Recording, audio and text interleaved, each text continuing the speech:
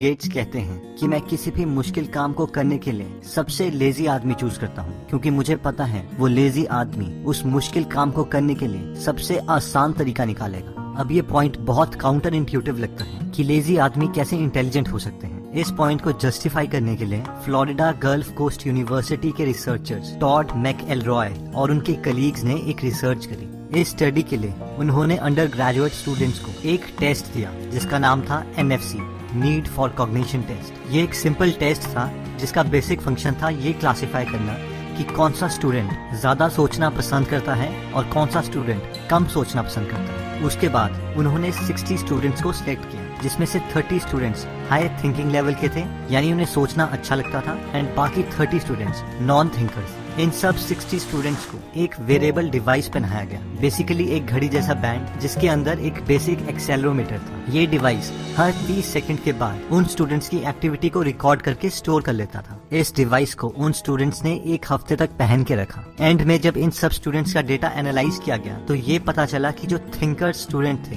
यानी जो ज्यादा सोचते थे, उनकी physical activity non thinker students के कंपैरेटिवली बहुत कम थी। बेसिकली इस स्टडी का कंक्लूजन था कि जो लोग हायर थिंकिंग एक्टिविटी में इन्वॉल्व होते हैं वो बाकी दुनिया की नजरों में लेजी होते हैं, सुस्त होते हैं। इस पॉइंट से सारे लेजी लोग खुश हो सकते हैं कि वो बहुत इंटेलिजेंट हैं, लेकिन इसका काउंटर पॉइंट ट्रू नहीं है। जो सारे ब्रेनी लोग हैं वो जनरली लेजी होंगे, लेकिन सारे लेजी लोग इंटेलिजेंट हों ऐसा जरूरी नहीं है।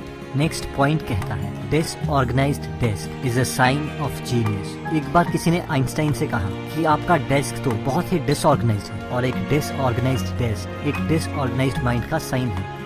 इस पर आइंस्टाइन हंसे और बोले, अच्छा अगर एक डिसऑर्गेनाइज्ड डेस्क एक डिसऑर्गेनाइज्ड माइंड का साइन है तो बिल्कुल खाली डेस्क क्या खाली माइंड का साइन है? ये जानने के लिए कि अपनी चीजों को डिसऑर्गेनाइज्ड या ऑर्गेनाइज्ड रखने पर ह्यूमन माइंड में क्या फर्क पड़ता है, इसके लिए यूनिवर्सिटी ऑफ मिनेसोटा के रिसर्चर कैथलीन वोज और उनके कलीग्स ने एक स्टडी करी। उन्होंने पार्टिसिपेंट्स को अपने ऑफिस में बुलाया और उन्हें 2 ग्रुप में डिवाइड किया, ग्रुप A और ग्रुप B। इन दोनों ग्रुप को एक क्वेश्चनएयर सॉल्व करने के लिए दिया गया। ग्रुप A को वो क्वेश्चनएयर एक बहुत ही साफ सुथरे कमरे में बैठ के करना था, जबकि ग्रुप B को एक बहुत ही डिसऑर्गेनाइज्ड क्लटर्ड रूम में वो क्वेश्चनएयर सॉल्व करना था। क्वेश्चनएयर सॉल्व करने के बाद रिसर्चर्स ने पार्टिसिपेंट्स को किसी भी सोशल कॉज के लिए पैसे डोनेट करने के लिए कहा और साथ में उन्हें स्नैक के तौर पर चॉकलेट और एक एप्पल ऑफर किया। ग्रुप A जिसने क्वेश्चनएयर एक साफ सुथरे कमरे में बैठकर सॉल्व किया था, उन्होंने ग्रुप B के कंपैरेटिवली ज्यादा पैसे डोनेट किए और साथ में चॉकलेट के बजाय एप्पल को चूज किया, जिसका कंक्लूजन ये निकलता है कि जो लोग बहुत ही ऑर्गेनाइज्ड और साफ सुथरी जगहों पर रहते हैं वो बाकी लोगों के कंपैरेटिवली अच्छे डाइट डिसीजंस लेते हैं और सोशली ज्यादा एक्टिव होते हैं।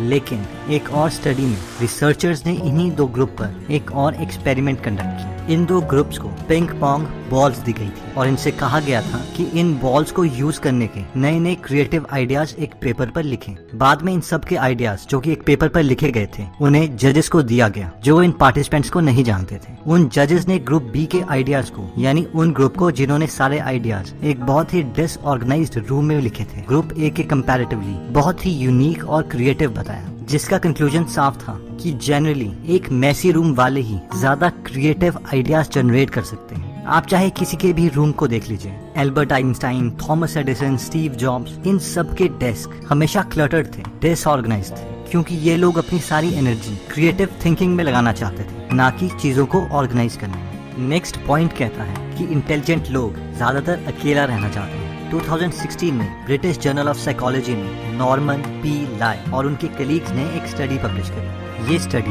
15,000 एडल्ट्स पर की गई थी जिनकी एज 18 से 28 साल के बीच में थी। इस स्टडी के रिजल्ट्स बहुत ज्यादा सरप्राइजिंग थे, जैसे कि इस स्टडी से पता चला कि जो लोग बहुत ज्यादा डेंसली पॉपुलेटेड एरियाज में रहते हैं वो लोग इन जनरल अपनी लाइफ से कम सेटिस्फाइड हैं उन लोगों के कंपैरेटिवली जो लोग कम डेंसली पॉपुलेटेड एरियाज में रहते हैं। यानी इन शॉर्ट, गांव वाले लोग शहर वाले लोगों से ज्यादा सेटिस्फाइड होंगे। सेकंड, जो लोग ज्यादा सोशल हैं, अपने दोस्तों के ज्यादा करीब हैं, वो लोग जनरली अपनी लाइफ में ज्यादा खुश रहते हैं उन लोगों के कंपैरेटिवली जो अपने दोस्तों से कम कनेक्टेड हैं। और फाइनली इस स्टडी की सबसे इंटरेस्टिंग फाइंडिंग्स ये थी कि जब भी इंटेलिजेंट लोग अपने दोस्तों के साथ टाइम गुजारते हैं वो ज्यादातर दुखी हो जाते हैं। ऐसा क्यों है? क्योंकि जो लोग ज्यादा इंटेलिजेंट हैं या अपनी इंटेलिजेंस को ज्यादा यूज करते हैं वो लोग ज्यादातर किसी लॉन्ग टर्म ऑब्जेक्टिव के पीछे लगे हैं, और कोई भी ऐसी चीज जो उन्हें उनके गोल से दूर ले जाती है उनसे वो ना खुश हैं। आप किसी भी टॉपर को ले लीजिए, किसी भी सीरियस बिजनेसमैन को ले लीजिए, वो ज्यादातर कम सोशल होते हैं। इवन की पीटर थियल अपनी बुक 0 to 1 में बोलते हैं कि जब भी आप एक स्टार्टअप खोलते हो, ये आपके और आपके पार्टनर्स के बीच में एक मैरिज की तरह है। आप अपनी जिंदगी के बहुत कीमती साल अपनी फैमिली के साथ नहीं बल्कि अपने पार्टनर्स के साथ गुजारते हो, और इसीलिए आपका और आपके पार्टनर्स के बीच में अच्छा रिलेशनशिप होना बहुत इंपॉर्टेंट है। दोस्तों, हमने देखा कि 3 क्वालिटीज जैसे कि लोनर यानी अकेले रहना, अनऑर्गेनाइज्ड डेस्क, सारा सामान इधर उधर रखना, और तीसरा था लेजी। अब हम देखेंगे कि ये क्वालिटीज जो कि रिसर्च बता रही है कि जीनियस का साइन है, क्या ये एक्चुअल में आजकल के इंटेलिजेंट लोगों में है भी या नहीं। तो पहली क्वालिटी आती है सोशली ऑकवर्ड यानी अकेले अकेले रहना। तो मुझे लगता है कि ये पर्सनैलिटी ट्रेट हर जीनियस में था ही। अगर हम इलॉन मस्क की बात करें तो वो बचपन से ही बहुत अकेले रहते थे और कुछ ना कुछ सोचते रहते थे। वो इतने अकेले रहते थे कि एक बार उनकी माँ को लगा कहीं ये बहरे तो नहीं। उनके इसी एटीट्यूड की वजह से उन्हें स्कूल में बहुत बुली किया जाता था। इलॉन बताते हैं कि उनके बेस्ट फ्रेंड को स्टूडेंट्स बोलते थे कि वो इलॉन को बाहर लेके आए, और उसके बाद इलॉन को बहुत मारा जाता था। एक बार कई स्टूडेंट्स ने उन्हें इतना मारा कि वो सीढ़ियों से नीचे गिर गए और बेहोश हो गए। अगर हम इनकी पर्सनल लाइफ की बात करें तो इलॉन के 2 बार डाइवोर्स हो चुके हैं, और ये इनके बिजी शेड्यूल की वजह से ही हुआ है। ये लोग इतने बिजी रहते हैं कि ये अपने गोल्स को पूरा करने के लिए बाकी सारी चीजें सैक्रिफाइस कर देते हैं। अगर हम स्टीव जॉब्स की बात करें तो वो भी बहुत बिजी रहते थे। उनकी पहली गर्लफ्रेंड से हुई बेटी लीसा की रिस्पॉन्सिबिलिटी लेने से भी उन्होंने मना कर दिया था और कहा कि ये मेरी बेटी नहीं है। फेसबुक के फाउंडर मार्क जकरबर्ग के बारे में भी ऐसा ही कहा जाता है कि वो भी बहुत सोशली इनएक्टिव हैं। अगर हम second personality trait unorganised desk की बात करें तो ये कई पर्सनैलिटीज के लिए बिल्कुल गलत होगी। जैसे कि mister APJ Abdul Kalam sir, वो अपनी बुक विंग्स ऑफ फायर में लिखते हैं कि वो सोने से पहले ही विजुअलाइज कर लेते थे कि उन्हें अगले दिन क्या करना है, और उसके बाद ऑफिस में पहुंच के सारी की सारी फाइल्स को एक जगह ऑर्गेनाइज कर लेते थे और उनको प्रायोरिटी वाइज सेट कर लेते थे। उसके बाद वो अपनी हाईएस्ट प्रायोरिटी की फाइल निकालते और उसमें घंटों तक डूब जाते। जब तक वो खत्म नहीं होती थी वो दूसरा टास्क नहीं उठाते। इन शॉर्ट, कलाम सर बहुत ऑर्गेनाइज्ड थे।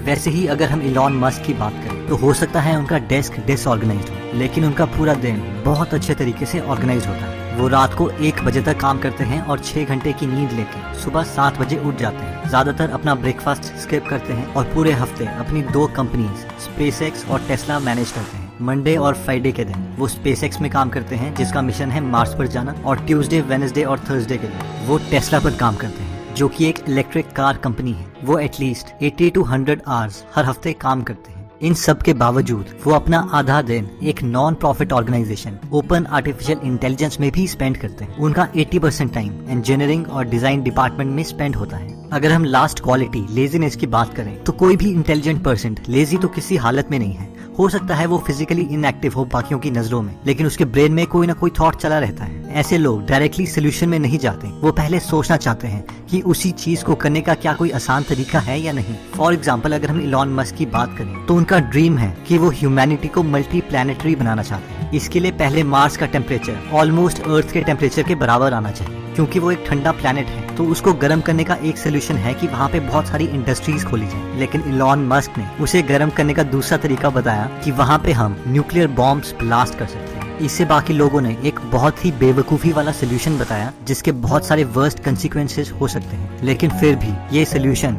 बाकियों के सोल्यूशन से एकदम हटके था। ये बहुत ही काउंटर इंट्यूटिव अप्रोच थी। उसी तरीके से अगर हम मुकेश अंबानी की बात करें तो वो बाकियों के स्टैंडर्ड्स के कंपैरेटिवली थोड़े फिजिकली इनएक्टिव हो सकते हैं, लेकिन लेजी तो बिल्कुल नहीं है। जियो के लॉन्च से पहले पूरी इंडियन टेलीकॉम इंडस्ट्री को 25 साल लगे 2G के नेटवर्क को बनाने के लिए, लेकिन मुकेश अंबानी ने 3 साल के अंदर पूरा 4G LTE का नेटवर्क खड़ा कर दिया और अभी जियो 5G के लिए भी रेडी है। उन्होंने 170 डेज के अंदर 100 मिलियन कस्टमर्स गेन कर लिए, जो कि यूके के पॉपुलेशन से 1.5 टाइम्स ज्यादा है, और जियो का डेटा रेट पूरी दुनिया में सबसे कम है। ये यूएसए के प्राइस से 1/10 के प्राइस पर है। बाकी आप लोग बता सकते हैं कि ये 3 क्वालिटीज लेजी, अनऑर्गेनाइज्ड और सोशली ऑकवर्ड, क्या ये एक्चुअल में जीनियस का साइन है जैसे कि रिसर्च बता रही है, या इसे गलत इंटरप्रेट किया जा रहा है।